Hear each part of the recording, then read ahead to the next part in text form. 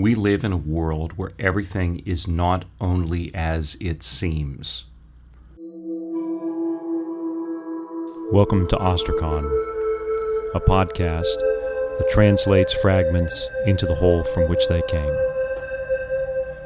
Today we're talking about La Clairvoyance, or The Clairvoyant, a painting by Magritte. We previously did another episode on Magritte's famous work, The Son of Man, which we'll link to below with more details about his life. But today, let's move straight to the painting itself. The Clairvoyant shows a painter sitting at a canvas, and he's looking at an egg on a table. The egg is his subject, almost like someone sitting for a portrait. But when you look at what he's painting on the canvas, it's not an egg. It's a bird with wings fully outstretched, taking flight.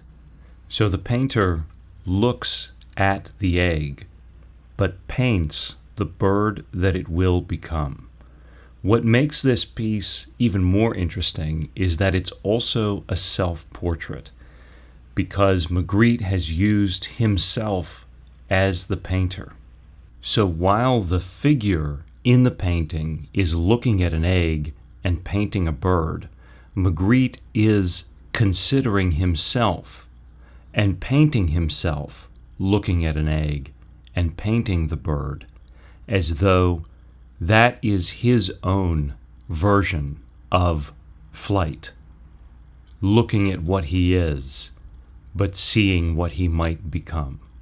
For those of you who are extra surreal, there's even a photo of Magritte while he is looking at an egg, but then painting, the clairvoyant, of himself looking at an egg and painting a bird. We'll link to that one too, and you can unpack that additional layer yourself. So let's talk about this painting and what it means. Most immediately, the painting is about potential. The egg will become the bird. And we, personally, associating ourselves with the painter, can see that. It calls to us to see that. And we can find this kind of potential in all things. That the child will become an adult, that the winter will become the spring, the seed will become the tree, or even put this way, that a crisis will become an opportunity, that a period of difficulty will be the basis for growth, that suffering may be saving, that beauty may be transformative. The painting speaks all these types and more types of potential to us and invites us to see them. And not just to see them, but to realize them. In other words, like the artist in the painting, to paint them, to make them real, to live as though they are real, even though they may not be apparent to us in one specific time and place. And that's maybe the next thing that the painting is about. It's another way of thinking about potential. It's hidden truth. We live in a world where everything is not only as it seems. Everything is in a process of change and becoming. In fact, sometimes things can be ever so much more than they seem. A stranger across the room may turn out to be a spouse of 50 years and the love of one's life. The more you think about it, we're surrounded by a world in which things are ever so much more than they seem, if we turn our attention to them. You walk outside and you say, oh, that's a car, that's a tree, those are the stars. I've seen these things before. I move past them without consideration because they're the background noise to my preoccupations. But when you stop for just a moment, what is the biology of this tree? How did it become so large with all these flowers from this tiny thing? How did we figure out how to make this car? What is the math behind it? How has it transformed the world and the way that we relate to one another? What is the meaning of my using it today? What are the vast distances of these stars? Can the mind even comprehend their size? What does it mean? And what a beautiful thing that we have the intelligence to access and even to solve these questions, and that the universe is ordered in such a way that we can do it and it can communicate truth to us.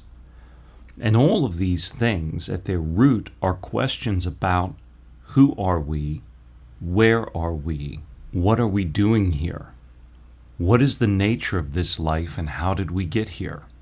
If you stop for a moment on the way from your front door to your car in the morning and contemplate a tree, it doesn't take very long before you get all the way there to first principles, to the causes behind the cause. We live in a world where everything is ever so much more than it seems on the surface. And if we will dare to look, then everything is elevated. Everything is transformed. To go one step further and look at this in terms of faith, the human being is a temple of God. Time is a precursor to eternity. The body is a precursor to the resurrection. The sacraments are an outward sign of an inward transformation, a changing, even a saving, even a communion with God, transformed in the body to be more like God. I say it's so amazing that Magritte used this opportunity also to make a self-portrait, because by layering that over top of what is already a rich image, he reflects it again on the self, on the identity of the human person. What is the hidden thing within us? What is the thing that we are really becoming?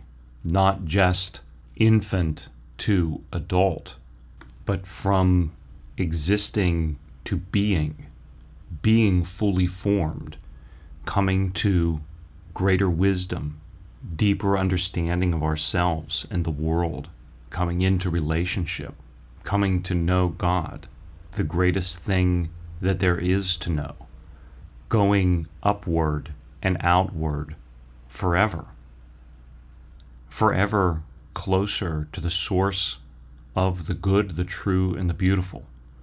Difficult to see when under the weight of our daily cares, but that is the egg, and the egg is meant to hatch, and the bird is meant to spread its wings. When you can see the bird, the egg doesn't seem so small. When you can see the flight, the egg doesn't seem so motionless. But to do that, it takes the move of faith. It takes the move of trust, trusting in the hidden things that will be. We have seen, or we have been told by those we trust, how other eggs have hatched and become birds. We have the great power of the world around us, and all that has been revealed to us or through those we trust, by science, by philosophy, by art, by theology, revealing the hidden depths of this world. We have a resurrection that changed the world, that those who knew it gave their lives for believing it. We have the tangibility of the sacraments. We have a faith that speaks to why the universe is full of these hidden and compelling things, why the human person is full of these hidden and compelling things, how it is that we love, what even love is. But in all cases, we're called by this art, and to some degree by all art, to break out of the habit of seeing only the egg and instead seeing the bird. What's interesting is that this painting is loved and acclaimed and exhibited all over the world because people sense that it has this truth in it. They sense that it is telling them something true about the potential of things. It's not just a painting about the fact that an egg becomes a bird. We know most things about how the egg becomes the bird. We knew them when Magritte painted The Clairvoyant in 1936. And yet nobody looks at the painting and says, this is about understood biological processes. Rather, the painting stands contrary to materialism. And it resonates with people because they hear its challenge. Do you know all that is hidden within? And don't be so sure that you do. I hear that call even in this endeavor.